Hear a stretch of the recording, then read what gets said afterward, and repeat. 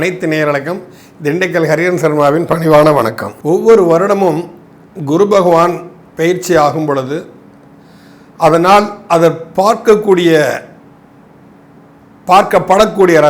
ராசிகள், அது இருக்கக்கூடிய ராசிகள், இவை அனைத்தினாலும் பலவிதமான மாறுபட்ட தன்மைகள் நடக்கிறது. வருடத்திற்கு ஒரு முறை குரு பயிற்சி ஆகுது, இது எல்லாத்துக்கும் தெரிஞ்ச விஷயம்தான். குரு இருப்பதை விட பார்ப்பது ரொம்ப விசேஷம். அப்போ குருவின் பார்வைக்கு அதிக மகத்துவம் உண்டு. அப்போ இந்த மகத்துவ தன்மையினால் ஒவ்வொரு ராசிக்காரங்களும் ஒவ்வொருத்தையும் நினைக்கிறாங்க, இந்த வருஷமாக நமக்கு நல்லது நடக்காதா, இந்த வருஷமாக நல்லது நடக்காதா அப்படின்னு சொல்லிட்டு எல்லாருமே எதிர்பார்ப்பு தான் இருக்கிறாங்க. எல்லாருமே தன் குடும்பத்துக்காக உழைக்கிறாங்க. மக்கள் நல்லா இருக்கணும், குழந்தைகள் நல்லா இருக்கணும், பிறர்கள் ஆரோக்கியமாக இருக்கணும்னு முயற்சி பண்ணுறாங்க.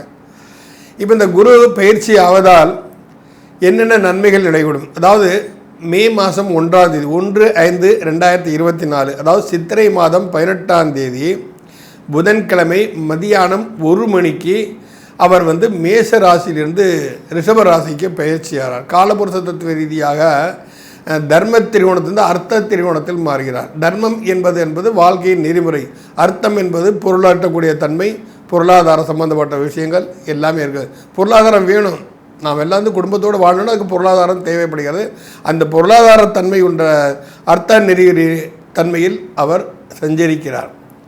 பஞ்சபூத தத்துவின் அடிப்படையில் நம்ம பார்க்கணும், நில ராசிக்கு அவர் வருகிறார். அந்த நில ராசியில் இருந்து கொண்டு அவர் எதையெல்லாம் பார்க்கிறார், அதன் மூலம் ஒவ்வொரு ராசிக்கும் என்னென்ன விளைவுகள், நன்மை தீமைகள் நடக்கப் போகிறது, யாரெல்லாம் எச்சரிக்கையாக இருக்கணும் அப்படிங்கிறத பற்றி விரைவாக நம்ம ஒவ்வொரு ராசி ரீதியாக பார்ப்போம். கன்னி ராசி நேயர்களே, உங்கள் ராசியை இப்பொழுது குரு பகவான் பார்க்கிறார். உங்கள் விரயஸ்தானத்தை இதுவரை குரு பகவான் பார்த்து கொண்டிருந்தார். இப்பொழுது நேரடியாக உங்கள் ராசியை பார்ப்பது, ஒரு ஆரோக்கிய குறைவு இருந்தால் அது சரியாகும். பெண்கள் புதிதாக திருமணமான பெண்களாக இருந்தால் அவர்களுக்கு புத்திர பிராப்தி ஏற்படுவதற்குண்டான சாத்தியக்கூறுகள் நிறையவே இருக்கின்றன. அது பெரிய விஷயம் தானே. குழந்தை பிறக்கலையேன்னு சொல்லி கன்னிராசிக்காரங்களாம் நினச்சிட்டு இருந்தாங்கன்னா அவங்களுக்கு குழந்தைகள் பிறக்குண்டான சாத்தியக்கூறுகள் நிறைய இருக்கிறது. ஆணாக இருக்கட்டும், பெண்ணாக இருக்கட்டும். பெண்களுக்கு உடல் உபாதைகள், இந்த ஹீமோகுளோபின் மோடி பிரச்சனைகள் இருந்தால் அது எல்லாம் தீர்ந்து அவர்களும் நல்ல நிலைக்கு பெண்களால் வர முடியும்.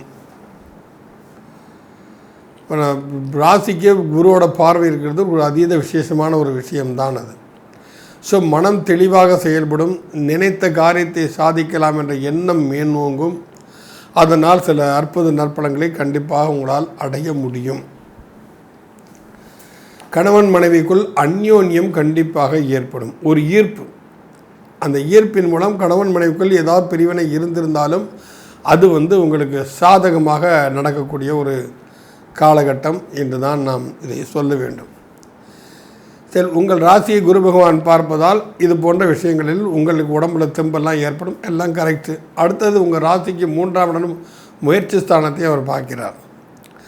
அவர் முயற்சி ஸ்தானத்தை குரு பார்த்தார் அப்படின்னு சொன்னால், இது 7ஆம் பார்வையாக பார்த்தான்னு சொன்னால், மனைவியின் மூலம் சில அறிவுரை, மனைவினா ஆணாக இருந்தால் மனைவி, பெண்ணாக இருந்தால் கணவன், இவர்கள் அறிவுரை கேட்டு சில விஷயங்களை நீங்கள் செய்தால் அதில் கண்டிப்பாக வெற்றி அடைவீர்கள். ஏன்னா 7ஆம் பார்வையாக குரு உங்கள் முயற்சி ஸ்தானத்தை பார்க்குறான். அப்போ அடுத்தவங்க மூலம் வருமானம், அடுத்தவங்க சொல்லும் அறிவுரையால் வருமானம், இதெல்லாம் ஒரு சாதகமான விஷயங்கள் தான். இது நீங்கள் சற்று சிந்தித்து தான் இந்த விஷயத்தில் செயல்பட வேண்டும். கன்னி ராசிக்காரர்களுக்கு முயற்சி ஸ்தானத்தை குரு பார்ப்பது மிகவும் ஒரு நல்ல விஷயம் என்று தான் நாம் சொல்லணும். 3ங்கிறதே பொதுவாக உபஜயஸ்தானம் தான் நம்ம சொல்லணும். 3, 6, 10, 12 விபஜயஸ்தானம்னு சொல்லுவோம்.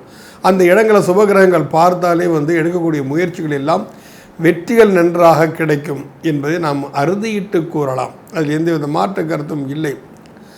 மனோதைரியம் மேன்மையோங்கும். மனோதைரியம் மேன்மை எது 3ஆம் இடம் தான் மனதுக்கு பயமத்தையும் கொடுக்கும். அந்த 3ஆம் இடம் தான் தெளிவையும் ஏற்படுத்தும், ஒரு தைரியத்தையும் ஏற்படுத்தும். ஏன்னா அந்த சந்திரன் நீச்சமாகக்கூடிய இடம். மாதத்துக்கு ஒரு தடவை போய் சந்திரன் நீச்சமாக இப்போ மனசு சோர்ந்து போய் உட்காந்துரும். அதெல்லாம் இல்லாமல் இப்போ தைரியமாக இப்போ பிறக்கிற குழந்தைக்கெல்லாம் சந்திரன் நீச்சல் சொல்லக்கூடாது, விருச்சிகள் இருந்தாங்க. ஏன்னா குருவோட பார்வை இருக்கிறதுனால இந்த குரு பயிற்சிக்கு பிறகு விருச்சிக ராசிக்கு குரு வருவதால் ஒரு வருடத்திற்கு 12 முறை சந்திரன் அங்கே வரும். அப்போ அங்கே சந்திரனை நம்ம நீச்சமாக எடுத்துகிட்டே போக முடியாது. ஏன்னா குருவோட பார்வை இருக்குது. அப்போ சந்திரன் அங்கே தெளிவாக இருப்பான். அப்போ முயற்சி ஸ்தானத்தை உங்கள் ராசிக்கு 3ஆம் இடத்தை குரு பார்ப்பதால் நீங்கள் பல விஷயங்களை சாதிக்கக்கூடிய அளவு உங்களுக்கு தைரியம் கண்டிப்பாக மேன்மையும் அதுக்கு தகுந்தபடி ஒரு நட்புகளும் கிடைக்கும் உங்களுக்கு. அதை பற்றியெல்லாம் பயப்பட வேண்டிய அவசியங்கள் கிடையாது. ஆனால் முயற்சியில் ஒரு தீவிரமாக இருக்க வேண்டும். அதுக்காக வேறு ஏதாவது இல்லீகல் ப்ராசஸையும் தேர்ச்சி நம்ம முயற்சி செஞ்சு அது நடக்க நினைக்கக்கூடாது. அப்படி வந்த பணத்தை வச்சு சொல்லின்றதால் அதுக்குண்டான தண்டனையும் அனுபவிக்க வேண்டி வரும். ஏற்கனவே உங்கள் ராசியில் கேது பகவான் சஞ்சரிச்சுக்கிட்டு உங்களுக்கு எல்லா பல விஷயங்கள் தடைகளை ஏற்படுத்திட்டு இருக்கிறார். அப்போ இந்த குரு பகவான் இந்த குரு பயிற்சிக்கு அப்புறம் மே மாதம் 1ஆம் தேதி குரு பயிற்சிக்கு அப்புறம் அந்த கேதுவின் ஒரு தடை பிரச்சனைகளும் தீர்ந்து விடும். இப்போ குருவும் கேதுவும் சேர்ந்தால் கேதுக்கு திரிகோணத்தை தான் குருவுக்கு திரிகோணத்தை கேது இருந்தாலும் ஞான மார்க்கத்தில் செல்வதற்குண்டான சாத்தியக்கூறுகளை ஏற்படும். ஒரு அபரிவிதமான ஈடுபாடு. புதுசாக அயோத்தி கோயில் கட்டியிருக்காங்க, வாங்க போயிட்டு வருவோம், ஒரு ரவுண்ட் அடிச்சுட்டு வரலாம், நார்த் இந்தியா போகணும்னு தெரியும் போல். இப்போ ராம ஜென்மபூமியில் ராமருக்கே ஒரு ஆலயம் கட்டியாச்சு, வாங்க ஜாலியாக போய் சுற்றிட்டு வரலாம். அந்த தன்மையெல்லாம் உங்களுக்கு கண்டிப்பாக மேன்மையுறும். அதே சமயத்தில் உங்கள் ராசிக்கு 5ஆம் இடம்னு சொல்லக்கூடிய உங்களுடைய பூர்வ புண்ணிய ஸ்தானத்தையும் குரு பார்க்குறார். அந்த ஸ்தானாதிபதி தான் உங்கள் ராசிக்கு 6ல் உட்காந்து 6ல் குரு இருந்தால் தப்பு இல்லை, மன்னிக்கணும். சனி 6ஆம் இடத்துல உட்காந்துருக்க அந்த சனி பகவான் 6ஆம் இடத்துல இருந்தாலும் ஒன்றும் தப்பு இல்லை, பாவகிரகங்கள் தான். அது கேந்திர திரிகோணம் தான் இருக்கக்கூடாது, மற்ற உபஜயஸ்தானத்தெல்லாம் இருக்கலாம். அது உங்களுக்கு சப்போர்ட்டாகவே கண்டிப்பாக இருக்கும். அப்போ அந்த உங்கள் ராசிக்கு 5ஆம் இடத்தை குரு பார்ப்பதால் குழந்தைகளின் தேக்க நிலை சரியாகும். கல்வி சம்பந்தப்பட்டதோ வேலைவாய்ப்பு சம்மந்தப்பட்டதோ வெளிநாடு பயணத்துக்குண்டான சம்மந்தப்பட்ட விஷயங்களோ ரொம்ப உங்களுக்கு சாதகமாக கண்டிப்பாக அது அமையும். இப்போ பூர்வ புண்ணியஸ்தானம் பலப்பட்டால் அவருடைய வாழ்க்கையில் அபரிவிதமான முன்னேற்றம் ஏற்படும். பொதுவாகவே நாம் 5ஆம் இடத்தை வச்சு நம்ம பூர்வ புண்ணியம், முன்னோர்கள் அதை செஞ்சாங்க, முன்னோர்கள் இதை செஞ்சாங்க, இவங்களுக்கு பித்ருதோஷை இருக்குது, மாந்தி பரிகாரம் செய்யணும், சுமங்கலி பிரார்த்தனை செய்யணும், இது எல்லாமே நம்ம ஜோதிடத்தை சொல்லக்கூடிய விஷயங்கள் தான். அப்போ இப்போ இந்த 5ஆம் இடத்தை குரு பார்ப்பதால் இது உங்களுக்கு காலகட்டம். யாராவது சொல்லியிருக்காங்கன்னா ஒரு தடவை நீங்கள் திலகோமம் செஞ்சால் நல்லா இருக்கும்னா இந்த காலகட்டத்தில் நீங்கள் செய்யுங்கள். அதற்கு கண்டிப்பாக ஒரு பாசிட்டிவான ஒரு விஷயம் உங்களுக்கு கண்டிப்பாக நடக்கும். 5ஆம் இடம் என்பது அவ்வளோ மகத்துவமிக்க இடம். பூர்வ புண்ணியம் மட்டுமல்ல, இந்த ஜென்மத்தில் நீங்கள் என்ன செய்கிறீர்கள், எதை செய்தால் நீங்கள் அதில் மேன்மை அடைவீங்கிறத உட்படுத்த உருவாக்கக்கூடிய காலகட்டம் தான் இந்த குரு பகவான் 5ஆம் இடத்தை பார்க்கக்கூடிய ஒரு தன்மை. நல்ல விஷயம். கன்னிராசிக்காரங்களுக்கு இது ஒரு அருமையான ஒரு சந்தர்ப்பம். ஆமாம், ஏன்னா அவர் உங்கள் 4க்கும் 7க்கும் உடையவன் குரு பகவான். 4க்கும் 7க்கும் உடைய குரு பகவான் உங்கள் ராசிக்கு பாக்கியஸ்தானத்தில் அமர்ந்து உங்களுடைய பூர்வ புண்ணிய ஸ்தானத்தை பார்ப்பது என்பது பூர்வீகத்தில் செய்த தோஷங்கள் அனைத்தையும் விளக்கக்கூடிய ஒரு காலகட்டம் என்று தான் நாம் இந்த காலகட்டத்தை சொல்ல வேண்டும். ஆரோக்கியம் மேம்படும். ராசியை பார்ப்பது ஆரோக்கியம் மேம்படும். முயற்சி ஸ்தானத்தை குரு பார்ப்பது முயற்சிகளில் தீவிரமாக இறங்கி அதில் வெற்றியும் காண்பீர்கள். உங்கள் இடத்த கேது வேறு இருக்கிறான்னு சொல்ல போனால், நம்ம கேது இருக்கிறான், உங்கள் ராசிக்கு 7ஆம் இடத்தை ராகு இருக்கிறான், இருக்கிற தப்பே கிடையாது. வெளிநாடு சம்பந்தப்பட்ட விஷயங்கள் உங்களுக்கு சாதகமாக அமையும். நீங்கள் வெளிநாடு செல்வதாக இருந்தாலும் சரி, இல்லை வெளிநாட்டிலேருந்து நமக்கு வர வேண்டிய பணங்கள்லாம் வர வேண்டியிருக்குன்னு சொன்னாலும் சரி, இது எல்லாமே உங்களுக்கு சாதகமாகத்தான் அமையும். இது ஒரு அதீத நற்பலன்களை தரக்கூடிய ஒரு காலகட்டம் என்று தான் நாம் கன்னிராசிக்கு நாம் இதை சொல்ல வேண்டும். ஆக கன்னிராசிக்கு ராசியை குரு பார்ப்பது அபரிவிதமான ஆரோக்கியம் கண்டிப்பாக ஏற்படும். நோய் நொடிகள் தொல்லைகள் இருந்தெல்லாம் விடுதலை கண்டிப்பாக கிடைக்கும். உங்கள் ராசிக்கு 5ஆம் இடத்தை குரு பார்வையிடுவது அதுவும் நற்பலன்களைத்தான் கண்டிப்பாக கொடுக்கும். குழந்தைகள் கல்விகளில் சிறந்து விளங்குவார்கள். பெற்றோர்களுக்கு கட்டுப்பட்டவர்கள் நடக்கக்கூடிய ஒரு தன்மையை அது கண்டிப்பாக உருவாக்கி தரும். இவை அனைத்துமே இந்த குரு பயிற்சி காலகட்டங்களில் உங்களுக்கு சாதகமான விஷயமாகும். 3ஆம் இடத்தை குரு பார்ப்பதும் அதே நற்பலன் ஏற்கனவே சொல்லியிருக்கோம். சந்திரன் நீச்சமாகக்கூடிய இடம். இந்த 12 தடவை சந்திரன் நீச்சமாகும் ஒரு மாதம், 12 மாதத்துக்கு. அப்போ சந்திரன் நீச்சமாயிட்டான், நமக்கு லாபஸ்தான அதிபதி நீச்சமாயிட்டான்னு எல்லாம் நினைக்கக்கூடாது. அந்த குரு பார்க்கனால அந்த நீச்சத்தன்மையெல்லாம் விலகி சந்திரனும் ஒரு மனோ தைரியத்தை கொடுத்து உங்களுக்கு அதீத நற்பலன்களை செய்யக்கூடிய ஒரு காலகட்டம் என்று சொன்னால் இது மிதுன ராசிக்கு நிச்சயமாக நடக்கும். இது ஒரு நல்ல ஒரு தன்மைன்னு தான் சொல்லணும். இதை கன்னிராசிக்காரங்க இந்த குரு பேச்சு நல்லா பயன்படுத்திக்கணும். ஆனால் செய்யும் தொழிலின் நேர்மை, ஒரு பிடிப்பு, ஒரு பிடிப்போட இன்ட்ரெஸ்ட்டோடு செஞ்சிங்கன்னா நல்லாயிருக்கும். அதுவும் சொல்லுவாங்கல்ல, ஒரு படத்தை கூட கஷ்டப்பட்டு உழைக்கிறதோ இஷ்டப்பட்டு உழைச்சா வாழ்க்கையில் நல்லா முன்னேறலாம்னு சொல்லிட்டு அப்படியெல்லாம் தன்மையெல்லாம் இந்த கன்னிராசிக்கு இந்த குரு பயிற்சினால் கண்டிப்பாக நடக்கும். பெரியோர்களை மதித்து பழக வேண்டும். குருமார்களை மதித்து பண்ணிக்கல, மன்னித்தில்லை மதித்து பழக வேண்டும். குருமார்களை நமக்கு ஒரு விஷயத்தை கற்றுக் கொடுத்தாங்கன்னா அவர் இன்றைக்கி நம்ம குரு அவர் தான் அப்படின்னு சொல்லி எடுத்துகிட்டு போகணும். எல்லா குருமார்க்கும் நன்றி சொல்லணும். ஒவ்வொரு குருமார்ட்டும் நம்ம ஒவ்வொன்றும் கற்றுக்குறோம்.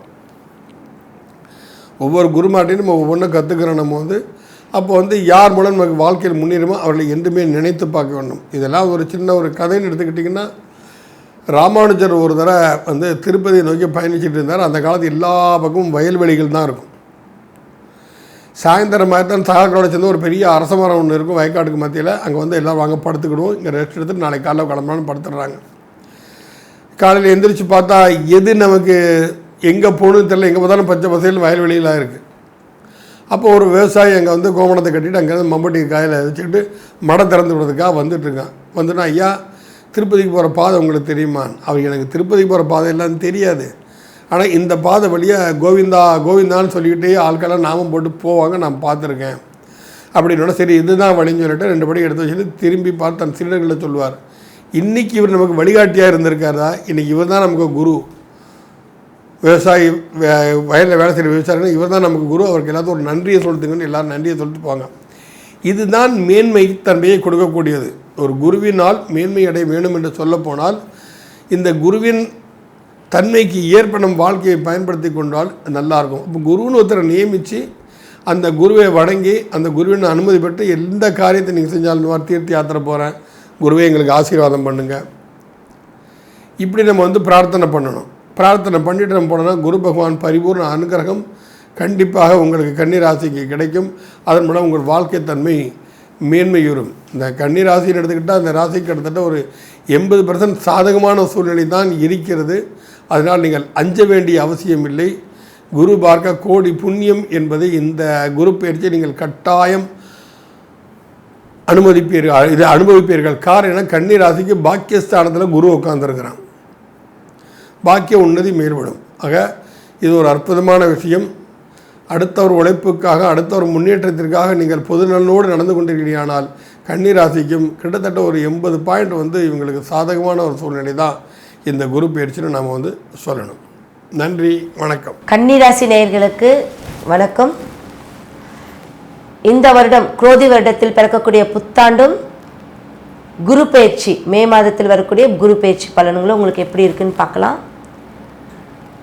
கன்னி ராசிக்கு இந்த வருஷம் குரு பயிற்சி பார்வை இருக்குது இல்லைங்களா, அது எல்லாத்துக்கும் தெரிஞ்சது தான். அப்போ கன்னி ராசிக்காரங்கள் ஃபஸ்ட்டு இடத்தை பிடிச்சிடுவாங்க இல்லையா, கன்னி ராசிக்காரங்க முதல் இடத்தை பிடிச்சிடுவாங்க, விருச்சிக ராசி 2வது இடத்தை பிடிச்சிடுவாங்க, மகரம் 3வது இடத்தை. அப்போ முதலிடம் கன்னி ராசிக்கு விழுகுது. அப்போ இந்த குரு பயிற்சி இந்த புத்தாண்டு எப்படி இருக்குன்னு பார்த்தீங்கன்னா, குரு பார்வை கன்னி ராசிக்கும். குரு யாருங்க? புதனையே பார்க்குறாரு. புதனும் குருவும் சேர்ந்தால் ஞானத்துக்கு சொல்லவே வேண்டாம், சூப்பர், அவங்களெல்லாம் அடிச்சுக்கவே முடியாது.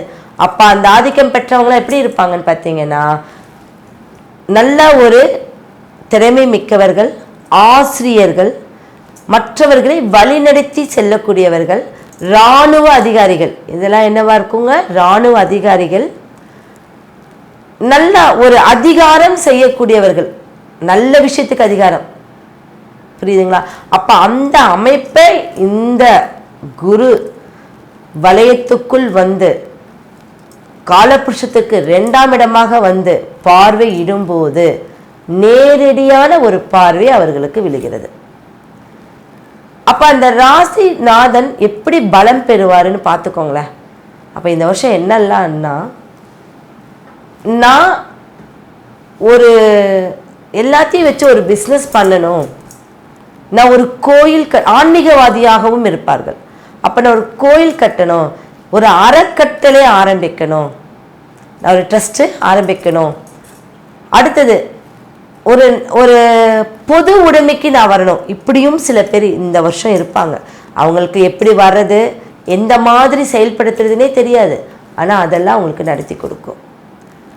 அப்போ இவருடைய நேரடியான பார்வை விழுகும்போது அந்த புதன் பகவான் 2க்கு உடையவராகவும் விளங்குகிறார். அப்போ அவங்க தனவான் ஆவாங்க இல்லையா? அது நம்ம சொல்றதுக்கே இல்லை, தனவான் தான் அவங்க. பாக்யவான், தனவான், நல்ல பராக்கிரசாலியாகவும் இருப்பாங்க. அப்போ இந்த அமைப்புடைய இந்த குரு பகவானுடைய பார்வை அவங்களுக்கு சூப்பர். நெக்ஸ்ட்டு அவங்களுடைய 3ஆம் இடத்தை அவர் 7ஆம் பார்வையை பார்க்கும்போது என்ன ஆகுங்க, 7ங்கிறது பார்ட்னர், தொழில், குடும்ப வாழ்க்கை அதில் இருக்குது. அடுத்தது என்ன ஆகுங்க, 3ஆம் இடம் அவருக்கு, 3ஆம் இடம் அதிபதி. அப்போ நண்பர்கள் கூட்டம் சூப்பராக அமைஞ்சிடும் இல்லைங்களா? அப்போ அந்த நண்பர்கள் கூட்டம் எதன் மூலியமா அமையும், தொழில் மூலியமா அமையும். ஏன்னா அங்கே உங்களுக்கு தொழில் ஸ்தானம் அப்படிங்கிறது இருக்கு. அடுத்தது நான் பார்ட்னர் போட்டு பிஸ்னஸ் பண்ணலான்ட்டு இருந்தேன், இல்லை நான் ஆல்ரெடி பார்ட்னர் போட்டு பிஸ்னஸ் பண்ணேன், எனக்கு அது செட் ஆகலை, இந்த வருஷம் பண்ணுங்க, உங்களுக்கு நல்ல ஒரு அமைப்பு கொடுத்துரும். அப்போ அடுத்த வருஷம் செட் ஆகாதா அப்படின்னு கேட்டிங்கன்னா அப்படி இல்லை. எந்த பயிற்சி உங்களுக்கு ஒரு நல்ல விஷயத்தை கொடுத்ததோ அது அப்படியே அதோடைய அமைப்பு வந்து ஒரு 10% தான் குறையுமே ஒழிய அப்படியே அது ஜம்பாய் தான் வரும். அந்த ஆக்டிவேட் உங்களுக்கு நல்ல விஷயமா தான் வரும், அந்த மாற்றமே கிடையாது. அப்போ இந்த புதன் பகவானுடைய கம்யூனிகேஷன் எங்கே இருக்குது, செவ்வாய் பகவானுடைய வீட்டுக்கு இருக்குது. அப்போ என்ன ஆகும், ரியல் எஸ்டேட் பண்ணுறாங்க, ரியல் எஸ்டேட் பண்ணுறவங்களுக்கு வீடு கட்டி விற்கிறவங்க இருப்பாங்க, வெறும் இடத்த விற்கிறவங்க இருப்பாங்க, அவங்களுக்குலாம் சூப்பர் காலங்க இது. அதில் வந்து அவங்க நிறையா முயற்சிகள் பண்ணலாம். இன்வெஸ்ட்மெண்ட் அதிகமாக பண்ணாதீங்க, ஏன்னா அங்கே மனோகாரகன் அங்கே இந்த இடத்துல வந்து நீசமாகிறாரு. அது பார்வையாக விழுகிறதுனால உங்களுக்கு இன்வெஸ்ட்மெண்ட் அதிகமாக கொடுக்கணும்னு நினைக்கிறது தவறு. அப்போ அந்த மனோகாரகன் என்ன பண்ணிடுவார், 7ஆம் அதிபதி உங்களுக்குள்ள ஒரு சங்கடத்தை உண்டு பண்ணிடுவார்.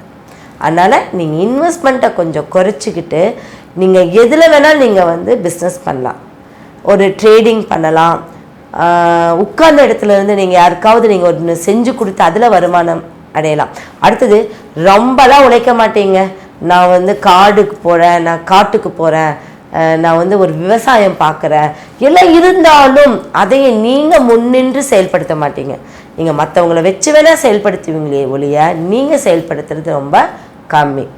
புதன் கேது, அப்போ புதன் கேது அங்கே அமைப்பு, அங்கே கேது பகவான் இருக்கார். அப்போ கேது பகவானுக்கு குரு பகவான் ஆதிக்கம் செலுத்தும் போது எப்பவோ உங்களுக்கு வராத சொத்து, இது வந்து எங்கள் சித்தப்பா தாய் இவங்கெல்லாம் இருக்காங்க ஆனால் எங்களுக்கு வரவே இல்லை, எங்களுக்கு யாரும் கொடுக்கலன்னு சொல்கிறவங்க இந்த வருஷம் உங்களுக்கு அந்த சொத்து முழுமையாக வராட்டியும் கண்டிப்பாக உங்களுக்கு சொத்துங்கிறது ஒன்று வரும், அதில் மாற்றங்கள் இல்லை. அப்போ அங்கே கேது பகவான் என்ன பண்ணுறாரு, டாக்குமெண்ட் பிரச்சனையை தீர்த்து கொடுப்பார். நீங்கள் எதாவது சிக்கியிருக்கீங்க, இல்லை எதாவது மாட்டியிருக்கீங்க, நீங்கள் யாருக்காவது கடன் கொடுத்துருக்கீங்கன்னா அது கண்டிப்பாக வந்துடுவார். ஏன்னா 3க்கு அதிபதி, கம்யூனிகேஷன் சூப்பராக அமைஞ்சிடும். அந்த கம்யூனிகேஷன் ஒருவனுக்கு நல்லா அமைஞ்சா அவங்கள யாராலையும் அடிச்சுக்க முடியாது. அடுத்தது 9ஆம் பார்வையா மகரத்துக்கு குரு பார்க்குறாரு. இவருக்கு அது எத்தனாம் பார்வைங்க, 5ஆம் பார்வை.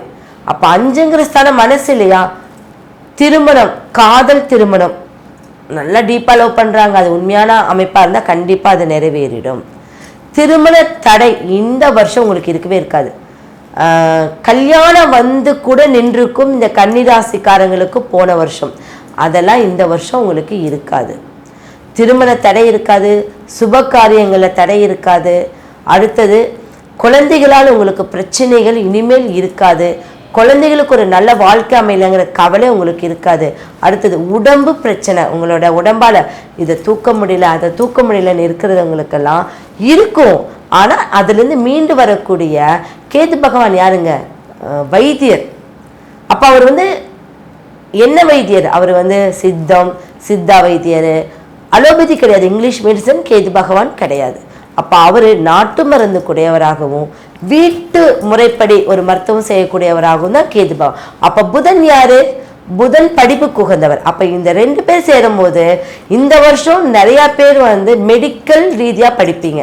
இப்போ எனக்கு மெடிக்கல் ரீதியாக ஷீட்டு கிடைக்கல, மெடிக்கலுக்குள்ளேயே போக முடியல, வேலை கிடைக்கலன்னு இருக்கிறவங்களுக்கு இது கிடைக்கும். ஏன்னா புதன் அமைப்பும் கேது அமைப்பும் சேர்ந்து இந்த கிரகத்தை இவர் பார்க்கும்போது கண்டிப்பாக அது நல்லா ஒரு விஷயமாக அமையக்கூடியதாக இருக்குது. உங்களுடைய சனி பகவானோட ஆதிக்கம், ஆல்ரெடி சனி பகவானுக்கு மகரத்துடைய பார்வை இருக்குது. அப்போ 8 உங்களை பெருசாக பாதிக்க மாட்டார். அப்போ புதன் சனி சேர்ந்தால் என்னென்னா புதுசாக உருவாக்குவீங்க. இன்றைக்கி நான் ஒரு ஆஃபீஸ் போட்டிருக்கேன்னா அந்த ஆஃபீஸை இப்படி இருக்கக்கூடாதுப்பா, இன்னும் அழகுபடுத்தணும், அந்த அழகுபடுத்தினா எனக்கு நல்லாயிருக்கும், அந்த எண்ணத்தை இப்போ உருவாக்கி கொடுத்து இந்த சனி பகவான் எதெல்லாம் மொச்சமாக இருந்ததோ அதெல்லாம் நிவர்த்தி பண்ணிடுவீங்க. அந்த அமைப்பு தான் வருமே ஒழிய உங்களுக்கு கெட்ட விஷயங்கள் எதுவும் வராது. ஓகேங்களா? உங்களுக்கு இந்த ராகு பகவானோட அமைப்பு நேர்பார்வை, புதன் ராகு நேர்பார்வை பார்க்கும்போது பலம்தான் உங்களுக்கு. புதனுக்கு மட்டும்தான் என்னுடைய ஜாதகத்தில் புதன் நீசம். இப்போ நீங்கள் எல்லாருடைய ஜாதகத்தில் என்னுடைய ஜாதகம் புதன் நீசம்னு சொல்றீங்கன்னு வச்சுக்கோங்க. அப்போ புதன் எங்க நீசமாகிறாரு? மீனத்தில் இல்லைங்களா? அப்போ புதன் எங்க உச்சமாகிறாரு? கன்னியில. இவங்க 2 பேத்துக்கு இருந்தாங்க நீசன் உச்சனை பார்க்கிறார். அப்போ என்ன ஆகுங்க? பேட்டரி சார்ஜ் ஆகிடும். இந்த எனக்கு நீசமான புதன் இருக்கு, நான் படிப்பு வரலன்னு யாராவது சொன்னாங்க, இப்போ ஒரு ஜாதகர்களே யாராவது எனக்கு புதன் நீசம் படிப்பு வராதுன்னு சொன்னா இல்லைங்க, அவங்க தான் அறிவாளிகளாக இருப்பாங்க, அவங்க தான் ஒரு பதவியில் இருப்பாங்க. நீசமான புதன் கொண்டவர்களாம் பதவியில் இருப்பாங்க. ஏன்னா இவர்களுக்கு மட்டும் ஒரு விசேஷம், நேர்பார்வை கொண்டு பார்க்கிறார்கள். அவர்களே பார்க்கும்போது அவர்களுடைய குறைய அவங்களே தீர்த்துக்குவாங்க, எந்த கிரகமும் பார்க்க வேண்டாம். அப்ப அந்த குறையை தீர்த்து சார்ஜ் ஆயிடும். புதன் என்றால் நரம்பு, புதன் என்றால் ஒரு வெளிச்சம், புதன் என்றால் உங்களுக்கு ஷாக்கு. அப்ப சார்ஜ் ஏற்படுத்தி கொடுத்துரும். அப்ப இந்த புதன் நீசமானவங்களுக்கு கண்டிப்பா நீங்க படிப்புல கவனம் இல்லை, இவங்க மேல வரமாட்டாங்கன்னு சொல்லாதீங்க, அவங்க தான் ஆசிரியர்கள். இப்படிப்பட்டவர்களா இருக்காங்க. அப்ப உங்களுடைய கிரகங்கள் ரீதியா உங்களுக்கு இப்ப நடக்கக்கூடிய அமைப்பும், இந்த குரோதி வடத்தில் இருக்கக்கூடிய அரசாங்கம் அப்படின்னா செவ்வாய் ராஜா, மந்திரி சனி பகவான், இவங்களுக்கெல்லாம் உங்களுடைய வாழ்க்கைக்கு வழிவகுத்து கொடுப்பார்களே ஒழிய பிரச்சனைகளை கொடுக்க மாட்டார்கள். ஓகே, புரிஞ்சுதுங்களா? உங்களுக்கு இருக்க நீங்கள் கையில் வச்சுக்கக்கூடிய எந்திரம்னு பார்த்தீங்கன்னா புதன் பகவான் இல்லையா? அப்போது புதன் பகவானுக்குடைய ஓம் பும் புதாய நமக அப்படின்னு நீங்கள் சொல்லிட்டு வாங்க. புதன் பகவானையே நீங்கள் எந்திரமாகவும் வச்சுக்கலாம். அடுத்து அங்கே கேது பகவான் இருக்காரு, கேது பகவானுடைய எந்திரத்தையும் நீங்கள் வச்சுட்டு வந்தீங்கன்னா உங்களுக்கு அற்புதமான பலனை இந்த வருஷம் கொடுப்பாரு. கண்டிப்பாக அனைத்தும் சிறப்பாக விளங்கட்டும். கன்னி ராசிக்குண்டான குரு பகவானுடைய பயிற்சி பலன்கள் எப்படி இருக்கும் அப்படிங்கிறத பார்க்கலாம். கன்னி ராசிக்கு குரு பகவான் பொதுவாக உங்கள் ராசிக்கு 9க்கு வருகிறார். 9ல் இருந்து உங்களுடைய ராசியை பார்க்கின்றார். முதல்லையே உங்கள் ராசியில் கேது பகவான் இருந்துட்டு இருந்தார் இல்லைங்களா? அப்போது ராசியில் கேது பகவான் இருக்கும்பொழுது நிறைய தடை, தாமதங்கள், வம்பு, பிரச்சனைகள், மன விரக்தி இதெல்லாமே கொடுத்துருப்பார். கணவன் மனைவிக்குள்ள கருத்து வேறுபாடுகள், ஒரு பிரிவினைகள், இதெல்லாமே கன்னிராசி நபர்களுக்கு நடந்து கொண்டு இருக்கும். இப்போ இந்த குரு பார்வை படும் பொழுது இது எல்லாமே ஓரளவுக்கு சாந்தமாயிரும். அப்போது கணவன் மனைவி கருத்து வேறுபாடுகள் குறைஞ்சிரும், ஒரு வளர்ச்சி உண்டு. கேதுவினுடைய தடைகள் கொஞ்சம் உடைவதற்குண்டான வாய்ப்புகள் உண்டு. அதனால் இந்த குரு 1 வருட காலங்கள் அங்கே இருக்கும் பொழுது நிச்சயமாக இந்த கேதுவினுடைய தன்மைகள் கொஞ்சம் குறையும் அப்படிங்கிறதுல மாற்றம் இல்லை. இது வந்து பொதுவாக சொல்லக்கூடிய ஒரு இடம். அதே போல் 9ஆம் இடம் அப்படின்னு சொல்லக்கூடியது பார்த்துட்டிங்கன்னா குருவிற்கு ஒரு சிறந்த இடம். ஓடி போகிறவருக்கு 9ல் குரு கிடையாது. ஓடி ஓடி உழைப்பவர்களுக்கே 9ல் குரு அப்படிங்கிற அமைப்பு உண்டு. ஏன்னா 9ல் குரு இருந்தால் தன்னுடைய சொந்த ஊரை விட்டு பூர்வீகத்தை விட்டு வெளியே போய் வாழ்வாங்க அப்படிங்கிற அமைப்பு உண்டு. எப்போ அவங்க பூர்வீகத்தை விட்டு வெளியே போகிறாங்களோ அப்போ தான் அவங்களுக்கு வளர்ச்சி. நீங்கள் டெஸ்ட் பண்ணி கூட பார்த்துக்கோங்க, யாருக்கு 9ல் குரு இருக்காங்களோ அவங்களுக்குலாம் சொந்த ஊரில் பெரிய வளர்ச்சி இருக்காது. சொந்த ஊருட்டு என்னைக்கு வெளியே போகிறாங்களோ அப்போ தான் அவங்களுக்கு வளர்ச்சி. அப்போ நீங்கள் வந்து உங்கள் ஜாதகத்தில் ஜோதிடர்கள் சொல்லியிருக்காங்கன்னு வச்சுக்கோங்களேன், சொந்த ஊருட்டு வெளியே போங்க, பூர்வீகத்தை விட்டு வெளியே போய் இருங்க அப்படின்னு சொல்லியிருந்தாங்கன்னா இந்த காலகட்டங்கள் அதில் பயன்படுத்தி கொள்ள வேண்டும். அது இயற்கையாகவே அமைந்து விடும் அப்படிங்கிறது உண்மை. அப்போது ஓடி ஓடி உழைப்பவர்களுக்கு தான் 9ல் குரு. அப்போது 9ல் குரு வரக்கூடிய காலங்கள் நிற்கிறதுக்கு கூட நேரம் இருக்காது. அந்த அளவுக்கு வேலை பளு அப்படிங்கிறது நிச்சயமாக இருக்கும். வேலை இருந்தாலே நமக்கு வருமானம் வந்துருமே, வருமானம் இருந்தாலே குடும்பத்தில் பிரச்சனைகள் இருக்காது இல்லையா? அப்போது 9ல் குரு இருந்து லக்னத்தை பார்க்கும் பொழுது இந்த காலகட்டங்கள் முன்னோர்களுடைய ஆசிகள், தெய்வத்தினுடைய அனுகிரகம், இது எல்லாமே நிச்சயமா இந்த கன்னிராசிக்காரர்களுக்கு ஏற்படும் அப்படிங்கிறது உண்மை. அடுத்து இப்போ நம்ம இது வந்து பொதுவாக சொல்லக்கூடிய 9ல் குரு இருந்தால் இந்ததா பலன் அப்படிங்கிறத நம்ம எடுத்துட்டோம். இப்போ ஒவ்வொரு ராசிக்கும் எப்படி இருக்கும் அப்படிங்கிறத பார்க்கலாம். இந்த 6 ராசி கட்டங்கள்ல உங்களுடைய 1 மற்றும் 10ஆம் அதிபதினு சொல்லக்கூடிய புதன் பகவான் இருந்தால் பெயர், புகழ், மதிப்பு, மரியாதை, அந்தஸ்து இதெல்லாமே நிச்சயமாக கிடைப்பதற்குண்டான வாய்ப்புகள் உண்டு. 10ஆம் இடம் அப்படிங்கிறது தொழில் ஸ்தானம் இல்லைங்களா, அது வந்து உங்களுக்கு மாமியாரை சொல்லக்கூடிய ஒரு இடம், தொழிலை சொல்லக்கூடிய ஒரு இடம். அப்போது இந்த புதனை குரு பார்க்கக்கூடிய ஒரு காலகட்டங்கள், தொழிலில் நல்ல வளர்ச்சி, தொழிலில் புதுசாக இன்வெஸ்ட்மெண்ட் பண்ணி செய்யக்கூடிய ஒரு அமைப்பு. ஒரு இடத்துலேருந்து இன்னொரு இடத்திற்கு பார்த்துட்டிங்கன்னா நிச்சயமாக உங்களுடைய பிரான்ச்சஸ் அதிகமாக உண்டான வாய்ப்பையும் ஏற்படுத்தி கொடுப்பார். புதியதாக தொழில் தொடங்கலாம் அப்படின்னு நினச்சிட்டு இருந்தீங்கன்னா இந்த குரு பார்வையில் புதன் இருக்கக்கூடிய காலகட்டங்களில் நீங்கள் தொழில் தொடங்குனீங்கன்னா அது மிகப்பெரிய ஒரு வளர்ச்சியை ஏற்படுத்தி கொடுக்கும். அடுத்து உங்களுக்கு 2 மற்றும் 9ஆம் அதிபதினு சொல்லக்கூடிய சுக்கிர பகவான் இந்த 6 ராசி கட்டங்களை எங்கே இருந்துட்டாலும் சரி குடும்பத்தை அமைத்து கொடுத்தே ஆக வேண்டும் அப்படிங்கிறது விதி. அதே போல் உங்களுடைய வாக்குக்கு உங்களுடைய வீட்டில் மதிப்பு மரியாதை உண்டு. பண வரவு வந்து கொண்டே இருக்கும் இந்த வருடம் முழுவதும் அப்படிங்கிறது உண்மை. அடுத்து அவரே 9ஆம் அதிபதியும் ஆகிறதுனால தந்தை சொத்துக்கள், தந்தை பூர்வீக சொத்துக்கள், தந்தைக்கும் உங்களுக்கும் இருந்து வந்த கருத்து வேறுபாடுகள் இதெல்லாமே நிச்சயமாக உங்களுக்கு சாதகமாக இருக்கக்கூடிய ஒரு அமைப்பாக ஏற்படுத்தி கொடுப்பார். 9ஆம் இடங்கிறது 9ல் குரு இருந்து இந்த சுக்கிரனும் இந்த குருவும் சுக்கிரனை பார்த்து விட்டால் நல்ல குரு அமைவார்கள். உங்களுடைய வாழ்க்கையை வழி நடத்தி செல்லக்கூடிய ஒரு நல்ல குரு அப்படிங்கிறது நிச்சயமாக உண்டு. 9ஆம் இடம் உயர்கல்வி அப்படிங்கிறதுனால உயர்கல்வி சார்ந்த படிப்பில் இருக்கக்கூடியவர்களுக்கு நிச்சயமாக ஒரு நல்ல வேலை வாய்ப்புகளோ அல்லது உயர்கல்வியிலிருந்து வந்த தடைகளோ இதெல்லாமே விலகுவதற்குண்டான வாய்ப்புகளும் உண்டு. தீர்த்த யாத்திரை, கோவில் கட்டுமான பணி இதெல்லாமே நிச்சயமாக உங்களுக்கு கிடைக்கும். அதற்குண்டான வாய்ப்புகளையும் இந்த குரு பகவான் ஏற்படுத்தி கொடுப்பார்.